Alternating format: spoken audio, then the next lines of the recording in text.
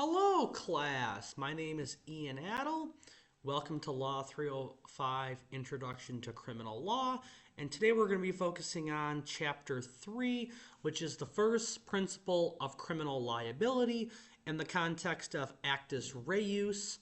We're also going to be hinting on mens rea. So let's dive into this topic.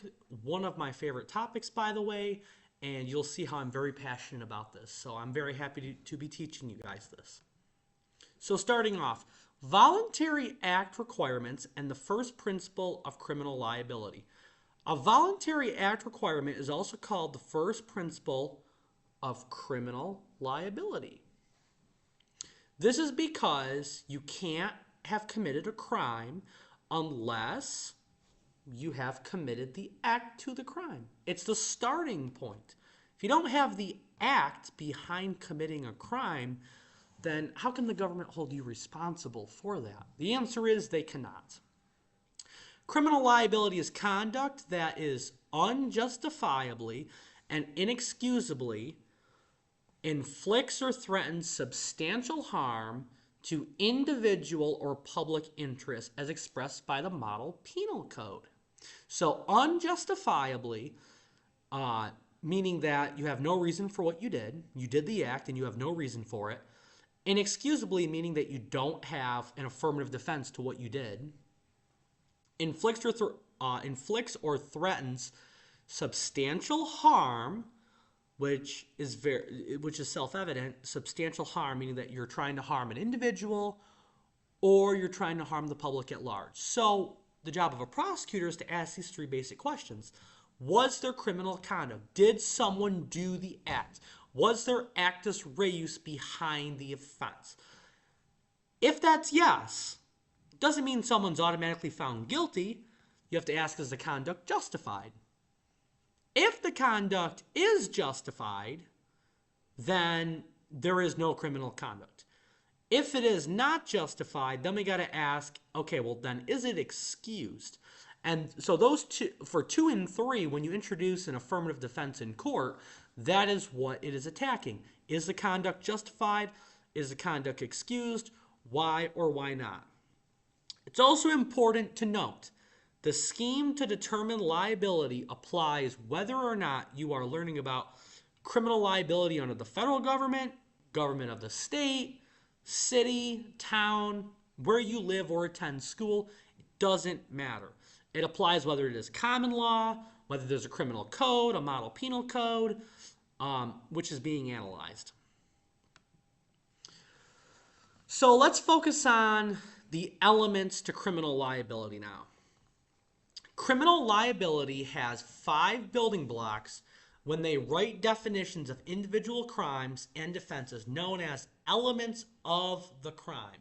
To convict, the prosecution must prove each of the required elements beyond a reasonable doubt, but not every crime requires all 5. The crimes that require the first 3, criminal act, intent, and concurrence, are known as conduct crimes, and bad result crimes are the elements that require all 5, incorporating the former in addition to attendant circumstances and criminal conduct, which causes a criminal harm behind that particular offense. Those are also called bad result conducts. So actus reus, the requirement that all crimes have to include a voluntary criminal act, which is the physical element of a crime, also known as the first principle of liability. So this is, you're speeding down the road, you're speeding, that's the act you're engaging in. If you don't engage in the act, then they can't give you the ticket for it, obviously. Mens rea, and don't confuse this with motive. Now, mens rea, criminal intent, the mental element of a crime. It happened either purposely, knowingly, recklessly, or negligently. We're not getting into that this video. Just know it's the mental element of the crime. It's the intent that the person forms in their mind to do the action. Not the why behind the action, but forms the intent to perform the action either purposely, knowingly, recklessly, or negligently, according to the Model Penal Code. Now, note, the vast majority of minor crimes against public order and morals include neither mens rea nor causation or conduct. meaning that they're also called strict liability offenses to the extent that these crimes do not have to prove that a particular offense has occurred with a certain intent, with a certain cause, just has to prove that the act to commit the offense occurred. So the act occurred. You were speeding down the road, you get the ticket. You were parked in the non-parking zone for more than 15 minutes, you're going to get the parking violation. You parked in front of the fire hydrant, you're going to get the ticket. You don't need to prove harmful motive in any of those contexts, which means that these offenses also do not cause a lot of risk for high jail time or extremely high fines because you can't prove the intent element behind it. You just need to prove just the act occurred. Conduct crimes, a criminal act is triggered by criminal intent. That happens in the conduct crimes, but in the bad result crimes, the criminal act triggers the cause. So be aware of that too. Criminal acts are voluntary movements, while criminal conduct is the criminal act triggered by mens rea. So be aware of that too. Attendant circumstances element, a circumstance connected to an act, an intent, and or bad result. So in essence, the crime of first-degree murder has to happen within a certain set of circumstances. Those circumstances have to include the sufficient act, the sufficient intent, and or the bad result. If it misses one of them, it not only fails one of the elements, but it will also fail that element, unfortunately, too. Bad result crimes include all 5 elements, like I specifically discussed: your voluntary act, the mens rea, the concurrence, the causation, and the bad result that takes place. So know those as the elements of liability. Those are very, very important. Criminal homicide. Okay, this is very important. The most prominent core felonies crime is the one that almost always included in the criminal law books: criminal homicide. Criminal homicide is conduct that causes another person's death. So it's a lethal act. There's the voluntary act component now. Triggered by, there's the concurrence component. The intent to kill, there's the mens rea component, which causes, there's causation, both proximate and legal, someone's death, the bad result. See how all 5 of those elements are present in first-degree murder? This is what's called a bad result crime. If one of the elements fails, meaning that the prosecutor cannot prove it, the person cannot be found guilty of first-degree murder. Corpus delicti, also Latin for the body of the crime, refers to body of victims in homicides and to the elements of crime in other crimes. So this is just a fancy Latin term for saying the body of who was murdered. Okay, that's all you need to know for this term. You probably will never see this term. You'll probably never even hear a prosecutor say this term. You'll just hear someone say the victim to the stabbing, the victim to the shooting, the victim to the person who was killed by X, Y, and Z. You won't just hear some random person say corpus delicti, ha ha ha. But corpus delicti, just be aware that this term shows that criminal homicide goes back a very long time. And these elements have not changed for, pretty much since then. They've been remarkably stable, going back to also what William Blackstone said in The Social Reality with Core Felonies. Is a much broader to include both conduct and result crimes. So again, you don't need to worry about corpus delicti. Just know that with criminal homicide, it's an example that incorporates all 5 elements. It's a bad result crime. It's a very easy bad result crime to understand. Know that conspiracy is a conduct crime, and you need to have the actus reus, the mens rea, and the concurrence, and you have to take one voluntary step to pursue the act. You don't need to commit every single act leading up directly right to the conspiracy, you need to take that one additional step, such as the driver comes and picks you up, then that's enough to be charged for conspiracy. The one voluntary act rule is sufficient. The criminal act, or actus reus, first principle of liability. So bear with me, this is going to be a little longer, but we're going to get through it. We punish people for what they do, not who they are or what they intend. We punish acts, not status. Or we punish actions, not intentions. We will never prosecute an individual in society. I mean, okay, I shouldn't say we will never, because this happens all the time, unfortunately, but we should never prosecute an individual based on race, based on sex, based on gender, based on sexual orientation, religion, or any protected class. That's called discrimination based on pure status. But people are being discriminated against on the basis of other forms of status, not only pure status, such as if you were convicted in the past. They can discriminate you based on that as well. And that's a lawful form of discrimination.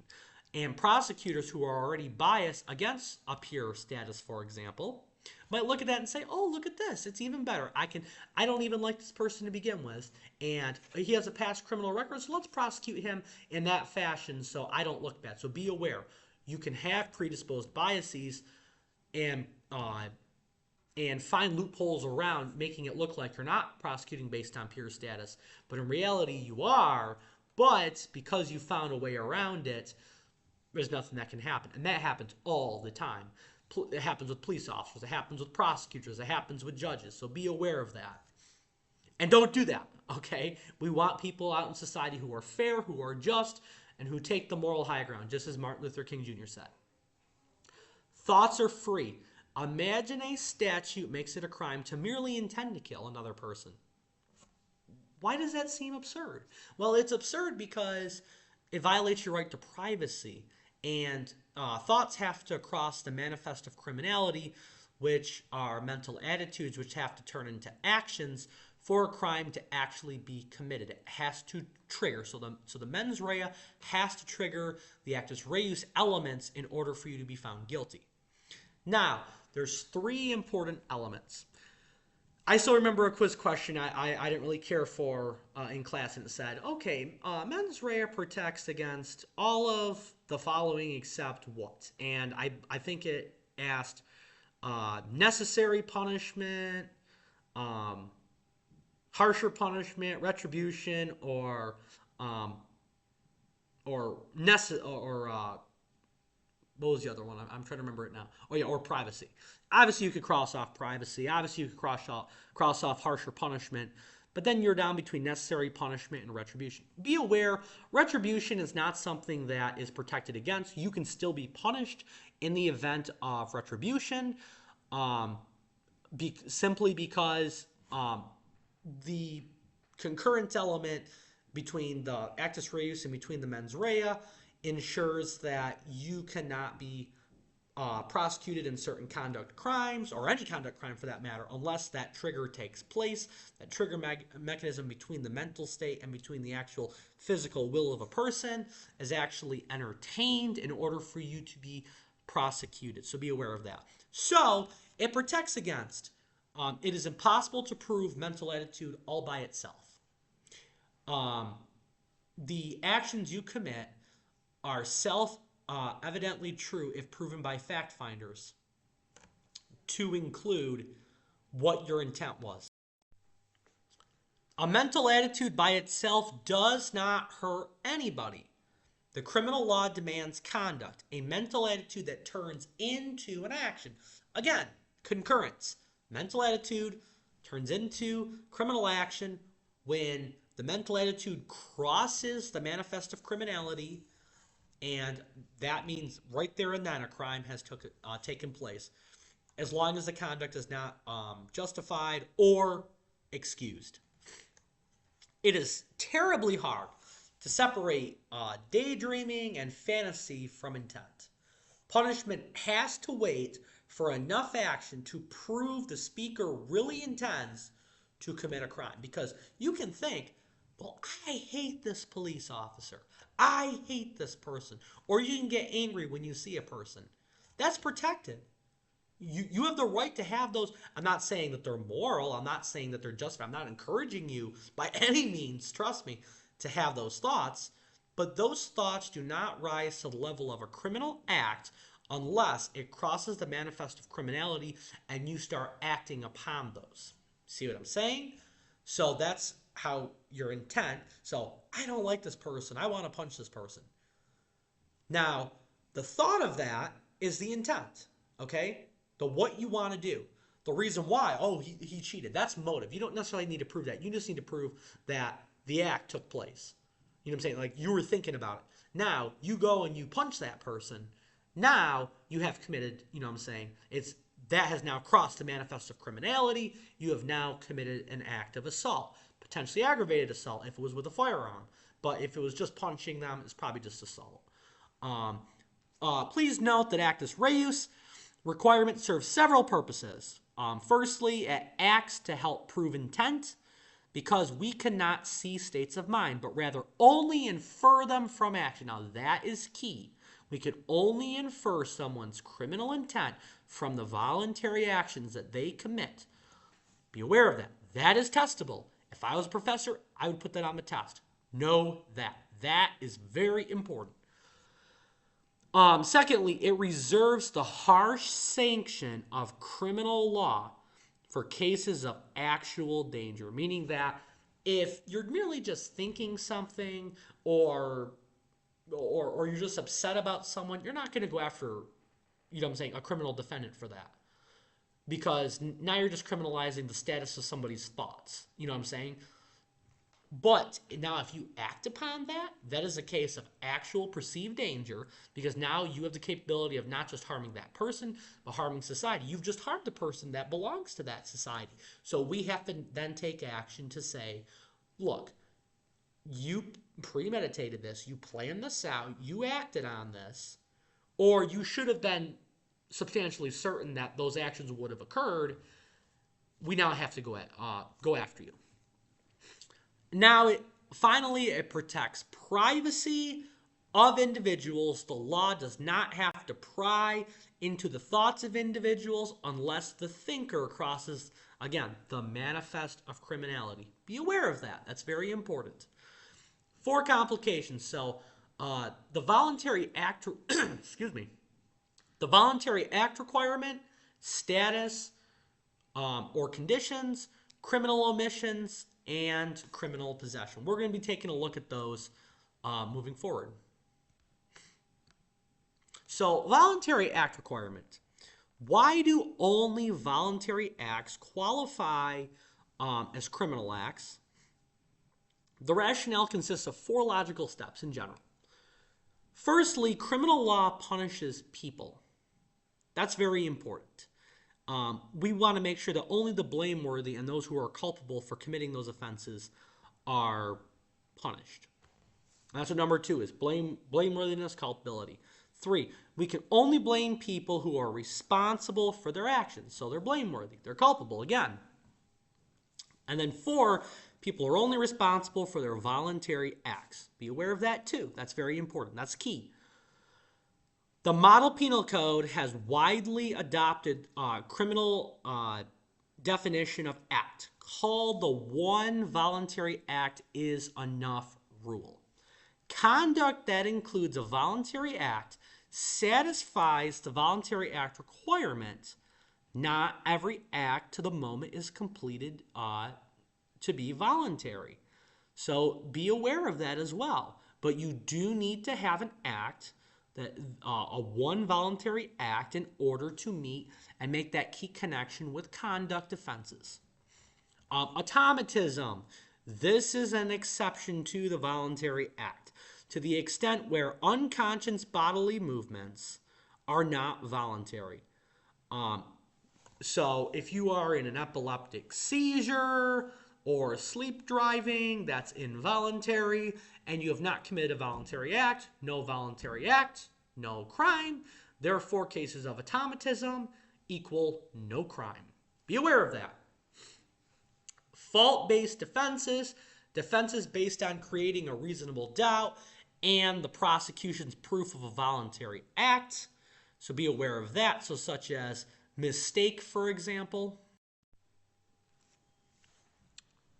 Now, affirmative defenses of excuse, insanity, and diminished capacity, they take place after the prosecution has proved the defendant's conduct caused the harm to the victim. But remember, they still have the burden of production and the burden of persuasion if they choose to introduce an affirmative defense or an excuse defense, because now you're starting to attack the voluntary act requirement. You're basically saying, yes, I've done this, it's caused this action, but I should not be prosecuted because I didn't commit a voluntary act. It was a case of automatism. Or I was insane, which is, again, a case of automatism, because if you're insane, you can't control your bodily movements, and if you can't control your bodily movements, you shouldn't be punished. Diminished capacity, another way to simply just say that a person could not foresee that their actions would cause such an offense. And if that's the case, they lacked proximate causation, and therefore they lack the voluntary act requirement. Okay, now we're getting into status, actus reus, and constitutional law. Status, very important. The character or condition of a person or thing. Sometimes it results from prior voluntary acts, drug use, alcohol use for the first time. Other times it results from no act at all, and individuals have no control over them, such as sex, age, sexual orientation, race, ethnicity. You cannot prosecute based on pure status. Be aware of that again. Robinson versus California, the California statute created a crime of personal condition, punishing Robinson for who he was, a heroin addict, not for what he did. They simply said it is illegal to be an addict. Just like it is illegal to actually do the heroin and actually possess the heroin. But this, they simply just said, no, he's addicted to heroin, so we want to go after him. Well, no, that's not the way it works. Legislatures define both the general principles of liability and the elements of specific crimes in their criminal codes. Remember, conduct crime versus bad result crime. Courts interpret and apply the code's provisions in decisions involving individual defendants. So remember, courts apply codes. They apply the statutes. There really isn't a lot of common law laws that judges follow, with the exception of criminal contempt, for example. Okay, omissions as criminal acts.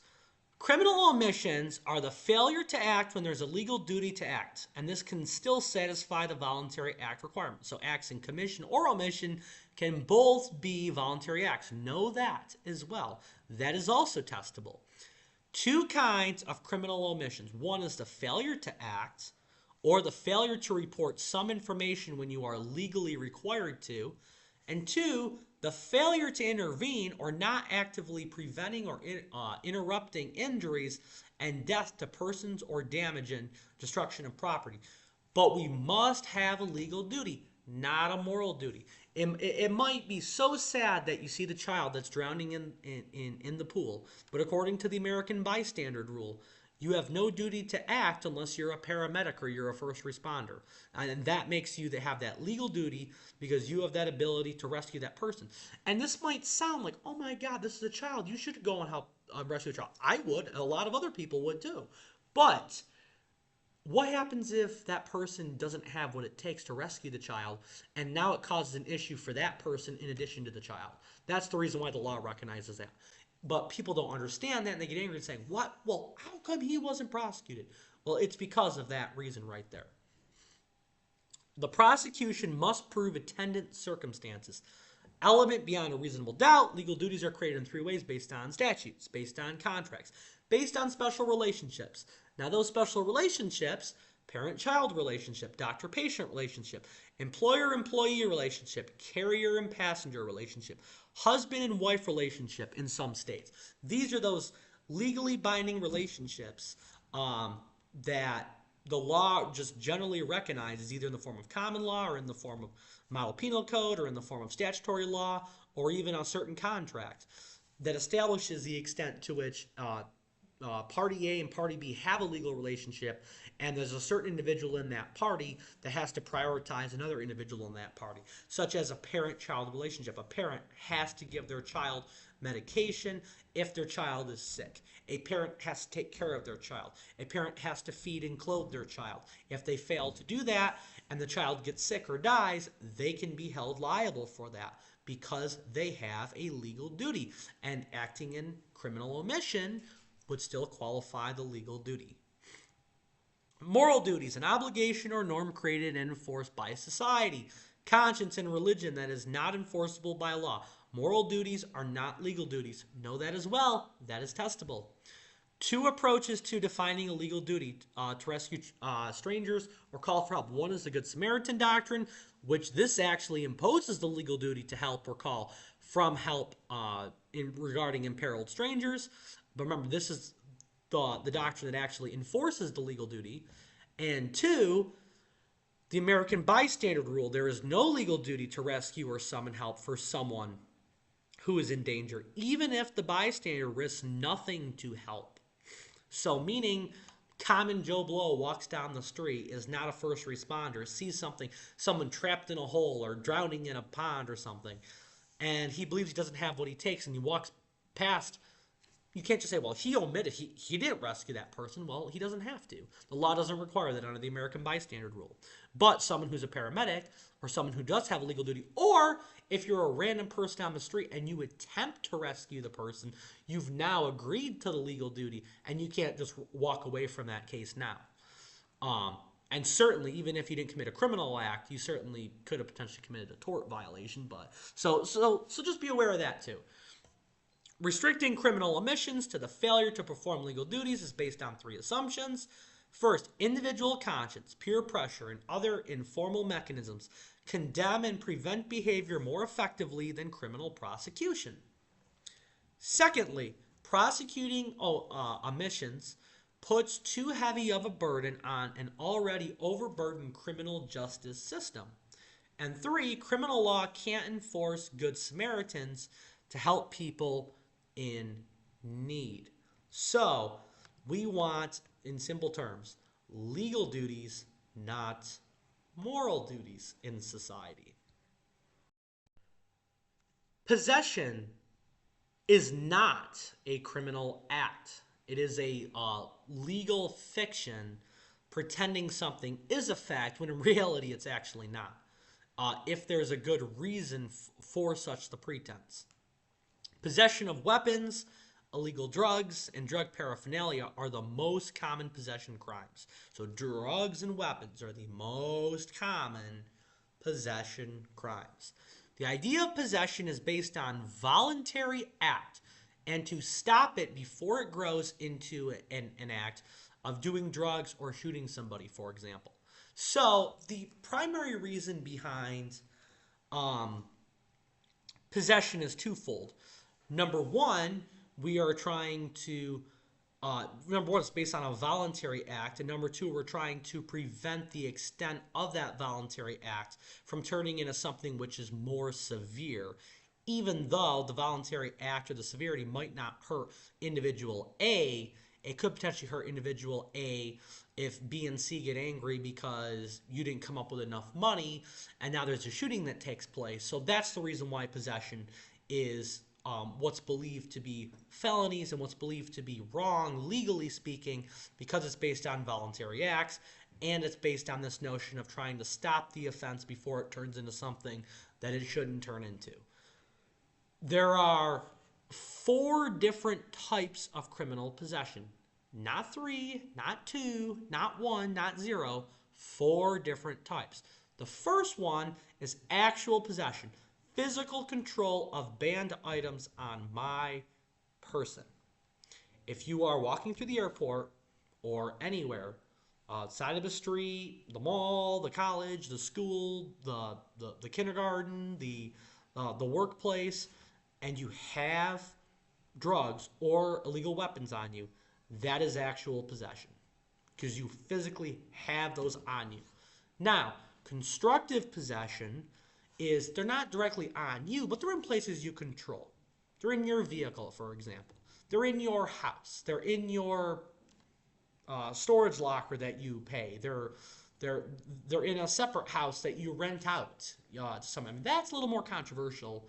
You do control that, but tenant landlord, that's very controversial. That's a bad example. Just ignore that. Be aware there's also knowing possession too. You know that it's on you or in the place you control. That is kind of like the intent behind it. And mere possession means you don't know it's on you, you don't know it's in the place you control, but you still have it. So actual and constructive being met with knowing is the key. But actual and constructive being met with mere, it makes the prosecution's job a lot harder to prove, because mere possession, again, is you have those in your possession, but you don't know you have them in your possession.